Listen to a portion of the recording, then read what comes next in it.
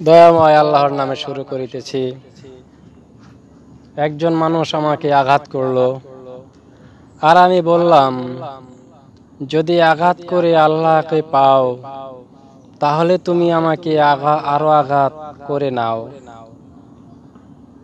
হ্যাঁ, বিষয়টা এরকমই। একজন মানুষ যদি আমাকে আঘাত করে আর আমি যদি তখন বলে থাকি, যদি আঘাত করে আল্লাহকে পাওয়া যায়, আঘাত করার মাধ্যমে যদি আল্লাহ পাক খুশি থাকেন, তাহলে তুমি আমাকে আরো আঘাত করো। আমি চাই তুমি আল্লাহকে পাও, সেটা যেভাবেই হোক। তাহলে কি সে আল্লাহকে পাবে? সে কি আমায় আরো আঘাত করবে? মোটেও না।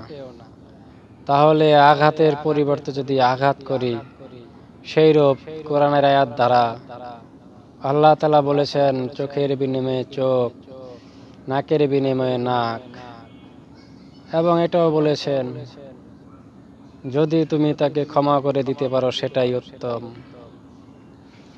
তো আমরা যদি প্রতিশোধ নিতে চাই তাহলে এক থাপ্পড়ের বিনিময়ে এক থাপ্পড়ই দিতে হবে, তার চাইতে বেশি নয়। কিন্তু আমরা যদি আঘাত খাবার পরও চুপ থাকি এবং বলি আমাকে আরো আঘাত করে নাও, এটাই উত্তম।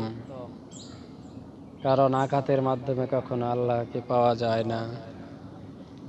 তাই আমরা যদি বলতে পারি আঘাত করে যদি আল্লাহকে পাও তাহলে আরো আঘাত করে নাও,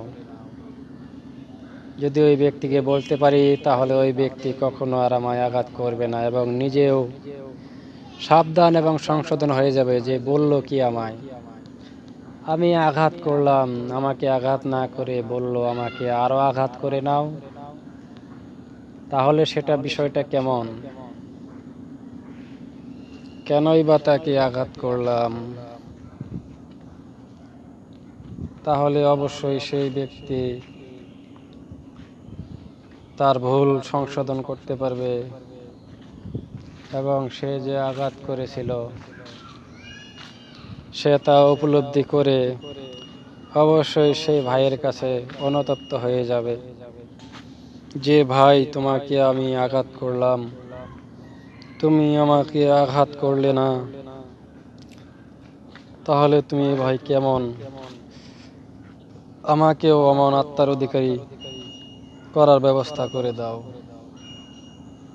কারণ আঘাত সহ্য করার মতো আত্মার অধিকারী হওয়া এত সহজ বিষয় নয়। তাই কেউ যদি কাউকে আঘাত করে থাকে তাহলে অবশ্যই আমাদের এরকম শিক্ষণীয় বিষয় জেনে রাখার মাধ্যমে আমরা নিজেকে সংশোধন করতে পারবো, এবং অপর লোকটিও সংশোধন হয়ে যাবে। কারণ আঘাত করার বিনিময়ে তো আর আল্লাহ পাওয়া যাবে না, তাহলে কি করে ওই লোকটি আর আঘাত করবে এই কথা শোনার পর?